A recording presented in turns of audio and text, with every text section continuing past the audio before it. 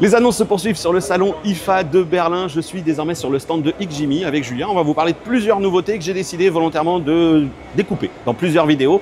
Comme ça, eh bien, vous allez savoir à quel usage vous vous identifiez et quel est le vidéoprojecteur chez le constructeur qui vous convient le mieux. Salut Julien. Bonjour. Comment vas-tu? Ça va très bien, merci.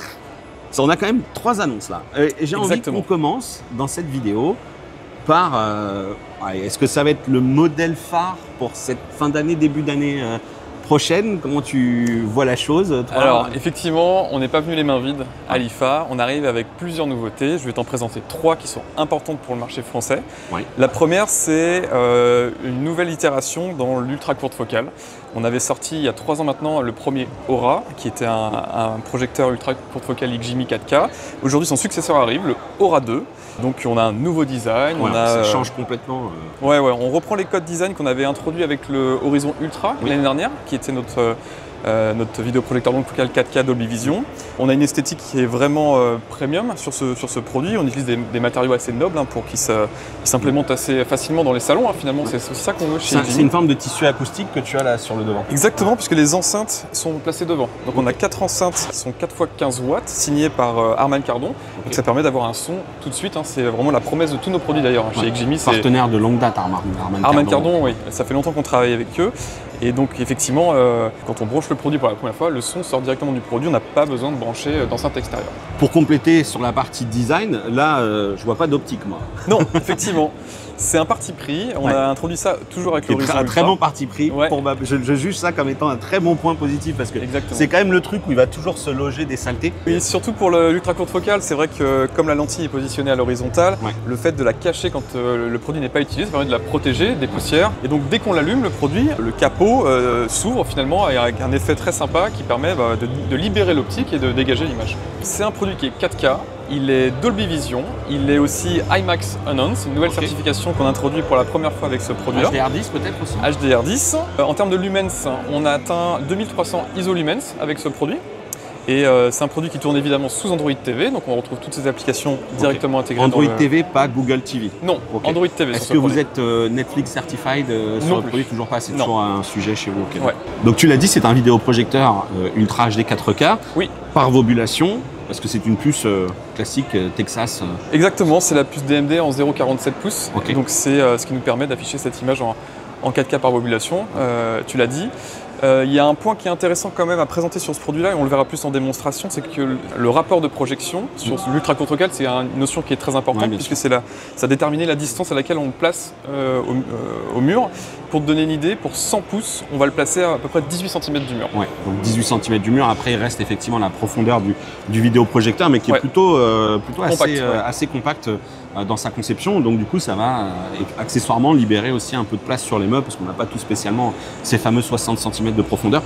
Techniquement, on va retrouver des choses qui existent sur vos autres produits concernant le focus, la mise au point et la géométrie de l'image, j'imagine. Oui, on intègre donc notre technologie qu'on appelle chez XGIMI ISA.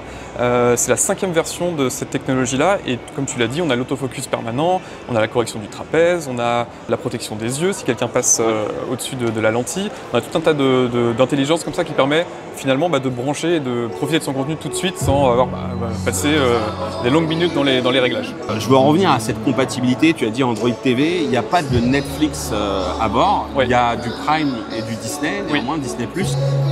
Est-ce que cette certification Netflix, vous abandonnez l'idée, vous travaillez toujours dessus, mais comment ça se passe? On n'abandonne pas du tout, on sait que c'est un point qui nous est souvent reproché. On travaille au quotidien avec les équipes de Google et Netflix, parce que c'est toute une discussion qui est dans un grand ensemble. On a des produits, on en parlera tout à l'heure, qui arrivent sur Google TV, donc on commence à déployer Google TV sur nos produits. Malheureusement, sur celui-ci, on est trop court sur l'implémentation, mais dans un futur proche, et notamment cette année, on arrive avec des produits Google TV. Donc oui, Google TV arrive et donc Netflix arrive. Ça prend un peu de temps. On est les premiers à discuter fort, à en pâtir. Mais c'est vrai qu'aujourd'hui, nativement, non, Netflix n'est pas disponible. Tu l'as dit, on retrouve par contre l'ensemble des autres services de streaming qu'on connaît tous, qui fonctionnent pour le coup très bien. Ouais, et puis ensuite, on a. Est-ce que vous avez fait des tests avec les applis MyCanal, ce genre de choses? Moi, je sais que j'ai une communauté qui est quand même assez intéressée à ces services, et puis certains aussi s'intéressent à des box opérateurs, parce que l'intérêt de ce truc-là, c'est qu'on va y revenir sur la partie connectique, mais c'est qu'on est un produit un peu tout en un. Exactement. On n'a pas de tuner TNT, j'imagine, toujours sur ce produit. Ouais. Donc de retrouver l'application de son opérateur, ça peut être une. Bien sûr. C'est des tests que vous avez fait. Oui, alors personnellement, parce que moi je suis client MyCanal, donc je l'ai testé à la maison. MyCanal fonctionne très bien. Ok. Mais pas en version Ultra HD. Je sais qu'il y a une limitation sur la version Ultra HD. Nativement, je sais plus s'il y a à vérifier. Ok, très bien. En tout cas, l'application MyCanal est disponible et on peut profiter de son contenu. Sur la partie Ultra HD, il faudra vérifier. Je ne vais pas te dire de bêtises. Sur les notions d'application dédiées au box opérateur, faut bidouiller un peu avec l'APK. Ça dépend des box. Okay. L'application de Free fonctionne très bien. Ouais, Oki. Oki, ouais. L'application B-Box fonctionne aussi de mémoire. Ok. Il faudrait vérifier un par un. C'est ça. J'ai pas eu le temps de les vérifier. Si j'ai l'occasion de le tester, on se préoccupera de ça. L'application Free fonctionne parce que je l'ai personnellement.